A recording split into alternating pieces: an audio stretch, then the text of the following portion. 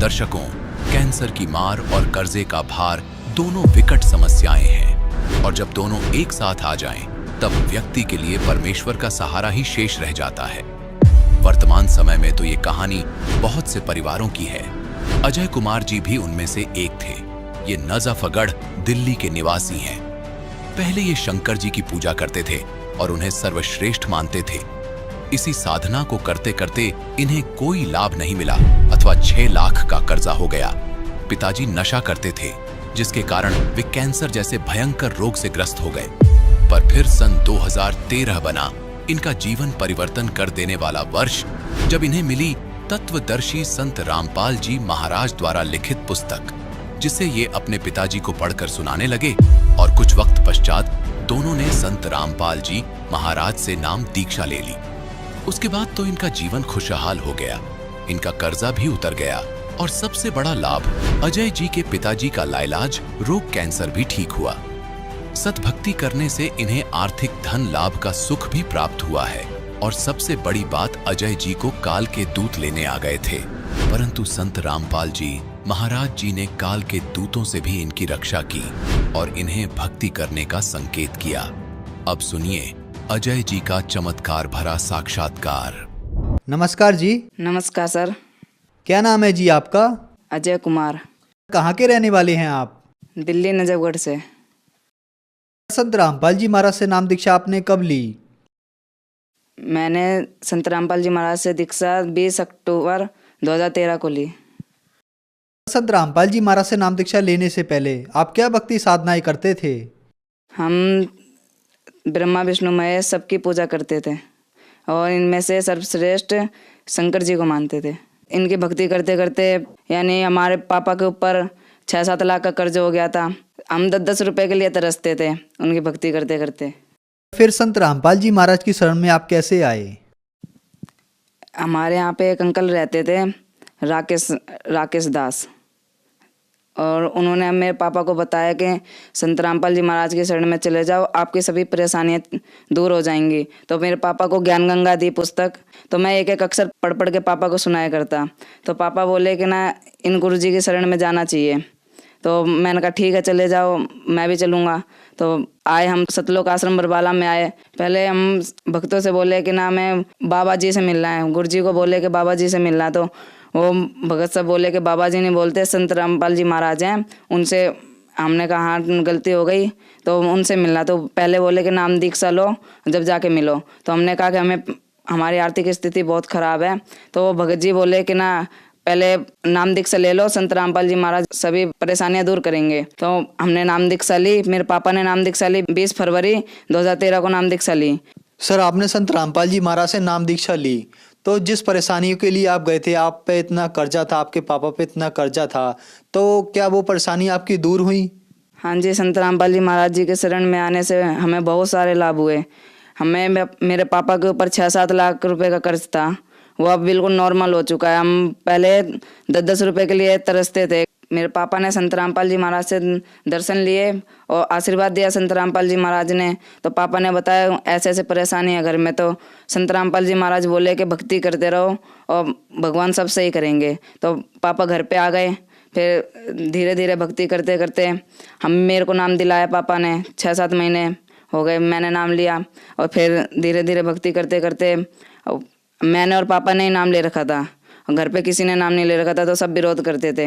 तो मैं भक्ति करता रहता था। तो गुरु जी की दया से अब हमारी आर्थिक स्थिति बहुत सुधार आ चुका है। मेरे पापा गुटखा खाने लगे, नशा करने लगे, बीड़ी, यानी मेरे पापा 3-4 बंडल ऐसे पी जाते थे दिन के।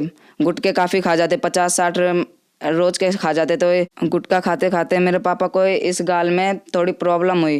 प्रॉब्लम होने के बाद पापा ने जब चेकअप कराया तो डॉक्टर ने कहा कि कैंसर हो गया है। मेरे पापा से बोले डॉक्टर कि कैंसर हो गया है, अगर इसका इलाज नहीं कराया तो आप ख़त्म हो सकते हो। पापा ने बोला कि ना भगवान जो करेगा सही करेगा, हमारे पास इतने पैसे नहीं है। फिर संत रामपाल जी महाराज जी की शरण में जाने से मेरे पापा का कैंसर पूर्ण रूप से बिना किसी दवाई के व बिना किसी ऑपरेशन के मेरे पापा का कैंसर संत रामपाल जी महाराज जी की दया से ठीक हो गया। एक लाभ ये हुआ कि मैं दिल्ली में मुंडका है, मुंडका में सतलोक आश्रम है संत रामपाल जी महाराज जी का। मैं वहाँ पे जा रहा था नजफगढ़ से, तो नजफगढ़ में नांगलो स्टैंड है, नांगलो स्टैंड में मैं झूमते हुए जा रहा था आराम से मगन हो गए। तो वहाँ से पीछे से एकदम से बस आई, बस ने मेरे को इस वाले हाथ में टक्कर मारी। मेरे को बिल्कुल भी एहसास नहीं हुआ कि मेरे को टक्कर लग गया। गुरु जी की दया से, संत रामपाल जी महाराज जी की दया से मुझे बिल्कुल भी एहसास नहीं हुआ। मैं थोड़ा सा इधर तो हुआ, पर मुझे ऐसा नहीं लगा कि मुझे बस ने टक्कर मारी है। संत रामपाल जी महाराज जी ने मुझे बचाया। और एक बार मुझे काल लेने आ गया था, ज्योति निरंजन सेवा में था, सो रहा था। तो किसी भगत ने बोला कि ना रात के 2 बज रहे थे, तो कह रहे कि ना छत से कपड़े लिया। मैं कहा ठीक है, छत पे चला गया मैं कपड़े लेने। छत पे से जो भगत नीचे सो रहे थे वही भगत ऊपर सो रहे थे। मैं चंबित रह गया कि जो भगत नीचे सो रहे हैं वही भगत ऊपर कैसे सो रहे हैं। तो मैंने भगत जी से बोला, सच्चा भगत जी नीचे आ जाओ। तो वो भगत जी मेरे को धमकाने लग गए कि तेरे को मार देंगे, काट देंगे, पीट देंगे और तेरे को यहाँ से लेके जाएंगे हम तेरे को।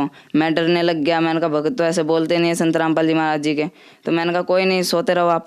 मैं कपड़े लिए और जैसे ही गेट के अंदर आया, गेट बंद करने लगा, तो एक मोटा सा आदमी था, काला, बहुत लंबा, यानी बहुत भयानक था। तो वो लेने आ गया, कह रहा चल तेरा टाइम पूरा हो गया।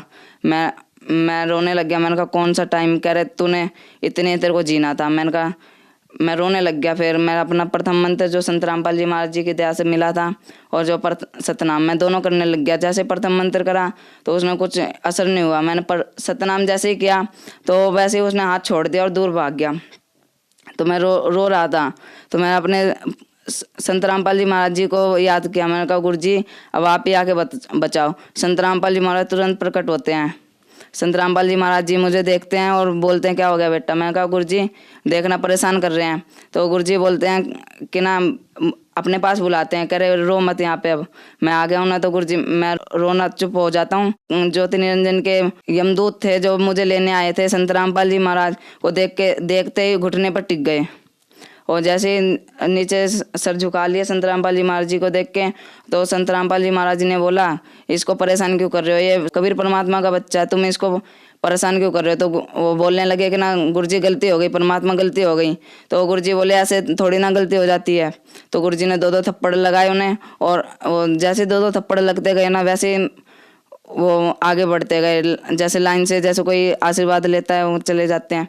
तो 2-2 थप्पड़ लगते गए और आगे बढ़ते गए। तो माफ़ी मांगते गए, गुरुजी अब से नहीं होगा, आपके किसी भगत के पास नहीं आएंगे। तो गुरुजी बोले अब से आ भी मत जाना, नहीं तो तुम्हें लोक निकाला दे दूंगा। तो बोले कि ठीक है। फिर संत रामपाल जी महाराज जी बोले बेटा ऐसी चीज़ों में घबराते नहीं है, अच्छी तरह भक्ति कर। मैं कहा ठीक है गुरुजी, अब से ध्यान रखूंगा। गुरुजी बोले ठीक है सत साहिब। मैं सत साहिब करी और गुरुजी चले गए। फिर मेरी एकदम से नींद खुली तो मेरे पसीने पसीने हो रहे थे। ऐसे कई लाभ हुए हैं संत रामपाल जी महाराज जी के शरण में आने से।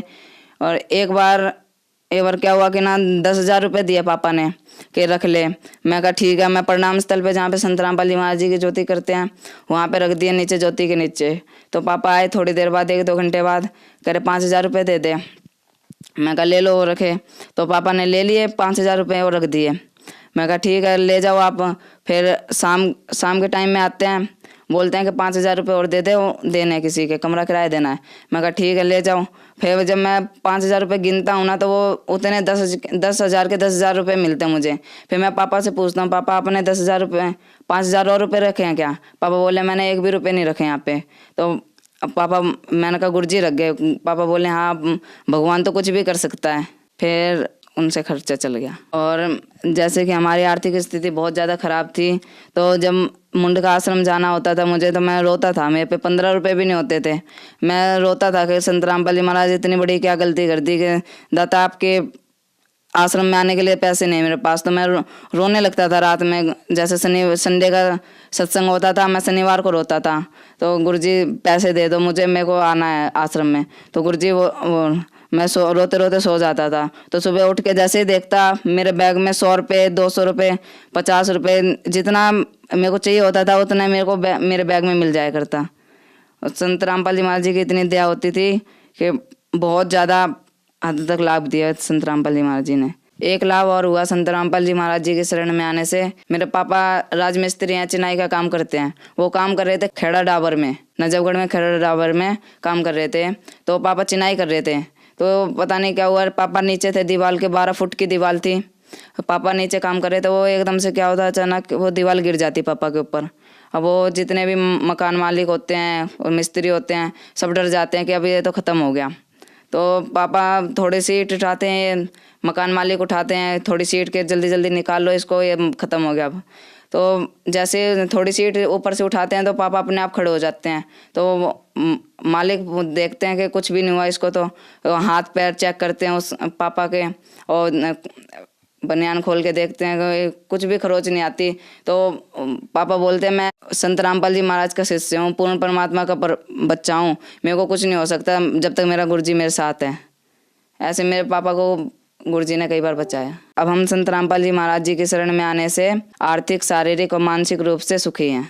अजय जी, जैसा कि आपने बताया कि आपने संत रामपाल जी महाराज से नाम दीक्षा ली, उसके बाद आपके घर में सुखों का भंडार आ गया, आपके पापा की कैंसर की बीमारी ठीक हुई, आपकी आर्थिक स्थिति ठीक हुई।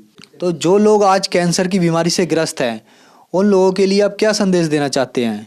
इस संदेश तो क्या, मैं प्रार्थना ही करना चाहता हूँ, जो लोग कैंसर की बीमारी से ग्रस्त हैं, जिनके घर पे हमारे जैसी स्थिति है अभी भी, वो संत रामपाल जी महाराज जी की शरण में आए और अपना कल्याण करें। अजय जी, संत रामपाल जी महाराज से नाम दीक्षा कैसे ली जा सकती है?